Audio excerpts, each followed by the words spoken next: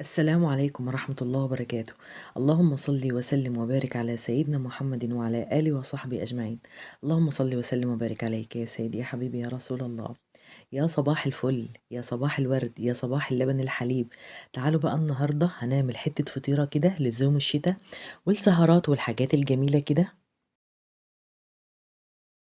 الايه الفطيرة دلوقتي ب200 جنيه، ولا 200 جنيه ولا طوابير عليها ولا وجع دماغ. تعالي وانا هقولك بالظبط في 5 دقايق هنكون عاملينها حاجة كده تحفة أحلى من الجاتو. تعالي بقى وشوفي الطريقة علشان تعملي ألذ فطيرة بالسكر والكاستر، محشية خطيرة جدا جدا، وهتدعيلي لما تعمليها بنفس الخطوات اللي أنا هقولك عليها. ويلا بينا نسمي الله ونصلي على رسول الله. اللهم صل وسلم وبارك عليك يا سيدي يا حبيبي يا رسول الله. أول حاجة عندي هنجهز الحشوة بتاعتها. معايا كده كوبايتين من اللبن، ومعايا هنا كمان الكاستر. وطبعا انا هستخدم النهارده كاستر فانيليا. الكاستر طبعا ممكن تجيبيه من العطار او من السوبر ماركت، هيبقى متوفر اكيد يعني. هحط عليهم ايه 2 كبار من الكاستر، يعني طبعا زي ما انتوا عارفين كوبايتين من اللبن عليهم بالظبط 2 كبار من الكاستر. وطبعا اللبن عندي بارد ومش سخن، تمام كده. حطيت اللبن بتاعي، هضيف عليهم ايه 2 كبار من الكاستر. وبعد كده هقلبه كده على البارد لحد لما احس ان هو اتقلب معايا تماما. وفي الخطوة دي لو انت حابة تحط سكر ممكن تضيفي سكر، لكن انا عن نفسي مش بحط سكر لان الفطيرة بتاعتي بتتعمل بالسكر البودر، فهكتفي بالسكر اللي انا هحطه على الفطيرة. رفعت الكاستر بتاعي على النار وهقلبه بالشكل ده، مش هشيل ايدي منه خالص. هستمر في التقليب. فضلت اقلب فيه كده لغاية لما القوام تقل معانا بالشكل ده زي ما انتم شايفين. وده القوام بتاعه اهو، ده قوام الكاستر اللي احنا عايزينه. هجيب بقى طبق كده وهنزل فيه بالكاستر بالشكل ده، وهسيبه يبرد كده. وهغطيه علشان ما يعملش معايا قشرة، وبعد كده هنشوف احنا هنعمل ايه.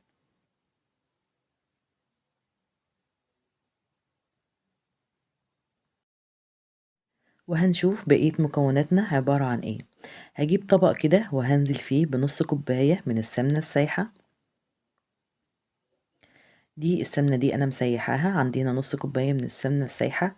ومعايا هنا كمان علبة من الزبادي، زبادي عادي خالص من اللي بنشتريها من السوبر ماركت. نزلت كده كوباية السمنة كده في الطبق اللي عندي، وبعد كده هنزل عليه بعلبة الزبادي بالشكل ده. وهقلب بقى كل المكونات دي مع بعضها كويس جدا جدا لحد لما يمتزجوا مع بعض خالص بالشكل ده. وبعد كده هعمل ايه؟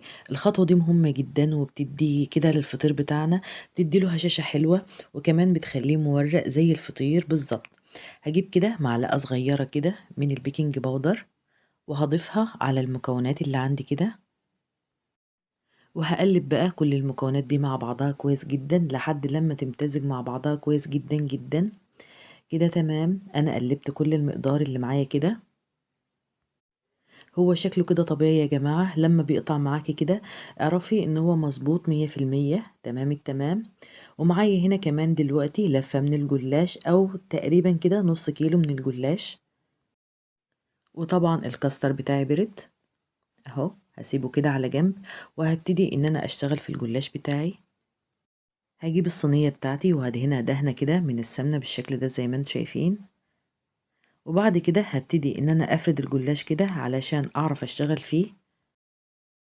وانا طبعا هدهن الصينية بتاعتي بالسمنة، مش هدهنها بالخلطة اللي انا عاملاها علشان الفطيرة ما تلزقش مني. وبعد كده هنجيب بقى الجلاش بقى ونبتدي ان احنا نفرد نص الورقة بره الصينية والنص التاني جوه الصينية بالشكل ده زي ما انتم شايفين. هحط 4 ورقات في أول طبقة، بحيث إن نص الورقة يبقى بره الصينية والنص التاني جوه الصينية بالشكل ده زي ما انتم شايفين. وبعد كده هجيب الخليط بتاعي اللي أنا عملته وهديله تقليبة بالشكل ده.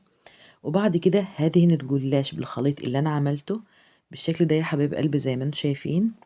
هبتدي أدهن الجلاش بتاعي، هدهنه كويس جدا، وهحاول إن أنا أرفع وش الورقة كده من الجنب وأدهن تحتها كده. أنا هادهن بالراحة خالص بالشكل ده زي ما أنتم شايفين، أنا ما دهنتش الورقة على طول علشان أنا مش عايزة الأرضية ييجي عليها من الخليط اللي أنا عملته ده، علشان الخليط ده لو جه على الأرضية بتاعة الصينية بتاعتي هيخلي الفطيرة تلزق في الصينية وأنا مش عايزة يحصل كده. هارفع كده الورقة بالراحة وهادهن بالخليط بتاعي، وبعد كده هامسك الورقة هاتنيها ورقتين بالشكل اللي انتم شايفينه ده، وهادهن بالخليط بتاعي طبعًا، هادهنها كويس جدًا بالشكل ده. وبعد كده هافرد الكاستر بتاعي، الكاستر طبعًا أنا هافرده بعد ما يبرد، اوعي تفرديه وهو سخن أو حتى وهو دافي، لازم يكون الكاستر برد معايا، وطبعًا كمية الكاستر في الصينية على حسب الذوق والرغبة. وممكن طبعًا تقللي وممكن كمان تكتري براحتك خالص. نزلت بالكاستر بتاعي كله وهابتدي إن أنا أفرده بإيدي بالشكل ده، بتبلي إيدك بالسمنة وبتفردي الكاستر جوه الصينية هيتفرد معاكِ بكل سهولة. كده خلاص أنا فردت الكاستر كله في الصينية بالشكل ده زي ما انتم شايفين. وبعد كده هاخد ورق تاني من الجلاش وهافرده كده برضه. طبعا مش هقول لكم مش هوصيكم طبعا كل لما افرد طبقة هدهنها دهنة كده من الخليط اللي انا عاملاه علشان تبقى مورقة معايا كده، يعني بين كل طبقة والتانية هدهنها دهنة من الخليط بالشكل ده زي ما انتم شايفيني انا بعمل، تعملوا بالظبط. يعني كل ما احط ورقة هدهنها دهنة من الخليط او حتى ورقتين فوق بعض هدهنها برضو دهنة من الخليط. هاعمل إيه بعد كده، بعد كده هاطبّق بقى الورق اللي أنا كنت مخرّجاه برّه الصينية، وكل طبعًا كل أمّا أطبّق هادهنه برضه دهنة من الخليط اللي أنا عاملاه. طيب ليه أنا باعمل الخطوة دي؟ علشان كل الأطراف بتاعة الصينية بتاعتي ما يطلعش منها أي حاجة خالص، وكمان الكاستر ما يخرجش من الصينية ويتحروق منّي. هالِم الأطراف كده بالشكل ده زي ما أنتم شايفين، سهلة وبسيطة خالص، وطبعًا مش هاوصّيكم بين كل طبقة وطبقة دهنة كده بسيطة كده من الخليط اللي إحنا عاملينه. دهنتها بالخليط بالشكل ده أهو. هاسيب بقى آخر ورقتين كده، هاحاول كده إن أنا أضبّط آخر ورقتين يكونوا حلوين كده وسلام كده معايا.